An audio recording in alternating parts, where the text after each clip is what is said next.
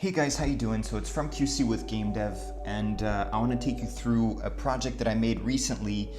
So I went completely off the beaten path here. I just started a new side project. I thought to myself, let's just do something, change our thoughts a little, right? So I had this idea, right?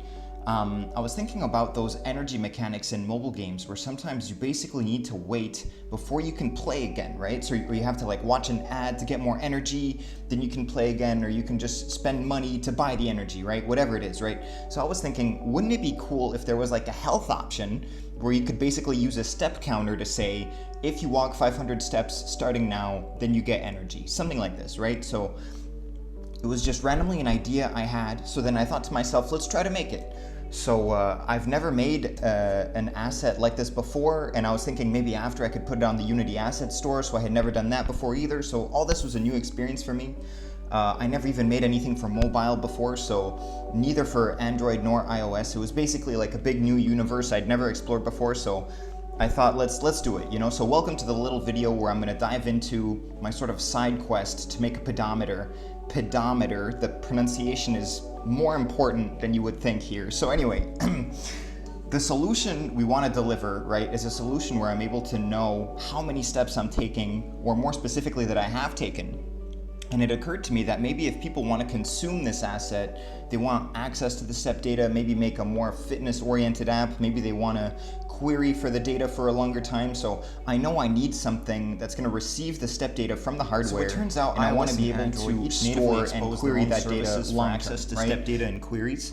And I had to basically parse through these to expose which services would make the most sense for me or for the users, right? So for Android, it turns out there are three main ways to access step data. You have Google Fitness API, something called step counter, step detector. These are like sort of variables that come exposed through Java modules on the hardware, and something called the Health API. It turns out most users only have access to the step counter, step detector variables.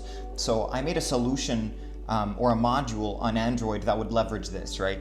iOS exposes a queryable API that we can use to get step data. So that was more straightforward. It's called CM pedometer. So I decided to make use of this. In both cases, my idea was to receive the data from the hardware and then store it in an SQLite database on the Unity project to allow for seamless cross-platform step storing and querying. So basically, I define the following modules of my application, right? We have our Android plugin bridge, iOS plugin bridge, the database, and the orchestrator, who's basically responsible for wiring everything together, right? So another thing to take into account is permissions, which work differently on iOS and Android. So for instance, on Android, you actually have to explicitly request permission in order to start gathering step data, whereas on iOS, the permission request actually takes place when you make the query.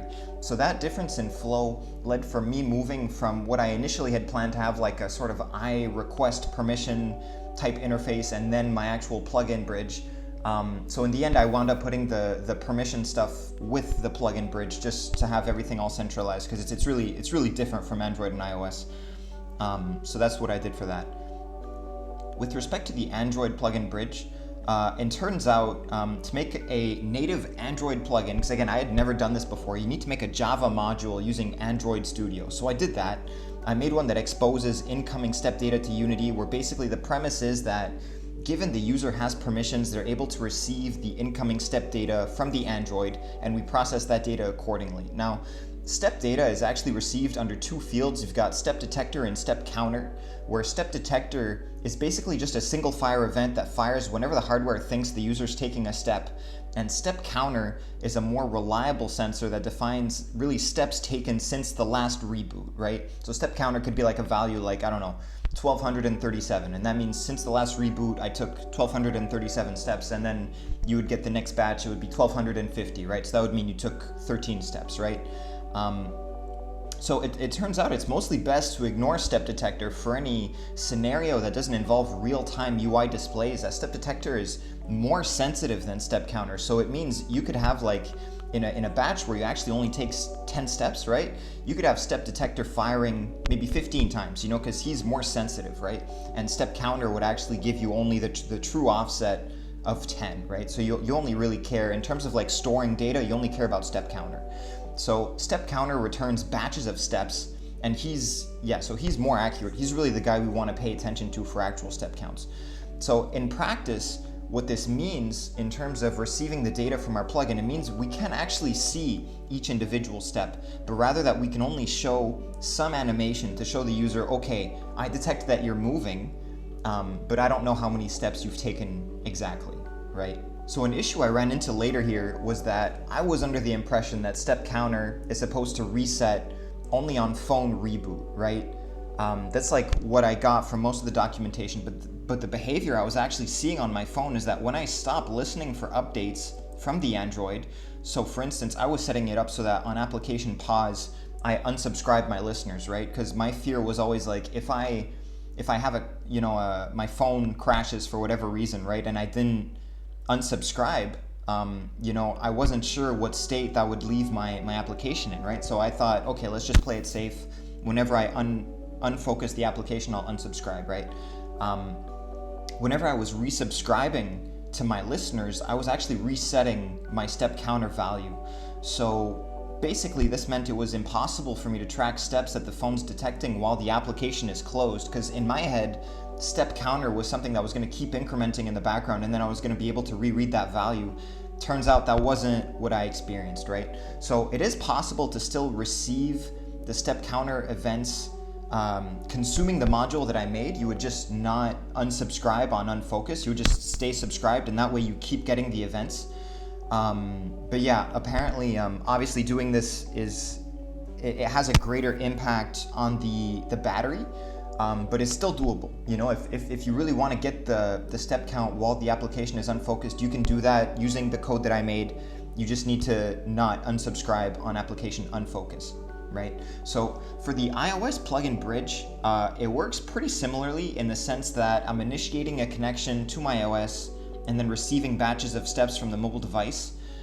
The flow of accessing data, though, was pretty different from Android because iOS exposes that query framework, right? And the thing is, this query data is only backed up to 7 days. So it means that basically the flow is totally different from Android in the sense that where there I was relying on step counter, here I'm able to really make queries and rely on the data stored on the iOS up to 7 days, right? So the only obvious drawback here is that if the user doesn't update their local SQLite database from the hardware's database with the step data within 7 days, you're gonna start to lose data, right? And also, because of the manner in which the queries are made, you have to specify like a start time and an end time, and then you'll just get the steps in that time frame, right? So that means if you want to know the steps that took place for each day on an hourly basis, it means you have to make a query for each hour, right? So if I wanted to query back 3 days, I would be making 72 queries, right? So in the worst case, right, where I haven't backed up my step data in the 7 days, right, then I would be making 7 times 24 queries, which isn't the end of the world, but it's a lot of queries, right? So I decided to store steps on days the application is never opened as daily queries.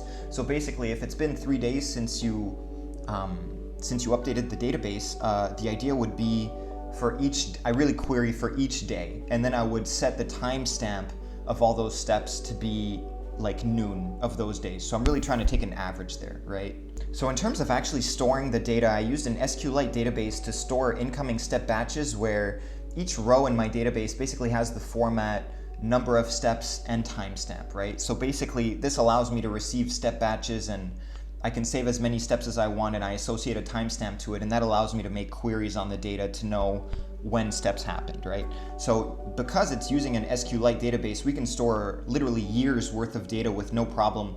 The only issue with using that strategy is that the database has to get updated by the hardware, right? So we have to set it up so that the application is updating the database from the data that we have, right? So that's really the only dependency. So yeah, a few days later, I implemented this strategy. I have a working pedometer. It works for both iOS and Android. It's the first time I actually managed to get an asset on the Unity store. Truth be told, it's not actually on the Unity store yet. It's still getting reviewed, but I'm psyched. I never submitted anything for review before. I discovered Unity actually exposes some tools for asset store validation, so you have access to that. Also in my example scenes, I used .tween. Again, I always recommend that package. absolutely grab it. It's free. You have nothing to lose, right? You can find a link to that in the description. So yeah, I just wanted to share this tool. It works. I'm really glad I stuck it through for this project. It was definitely an adventure. If you're someone who has an idea you want to bring to Unity, absolutely believe in yourself. You can do it. You're going to get there. Just don't give up. So that's it. I'll see you guys for the next one. Take it easy.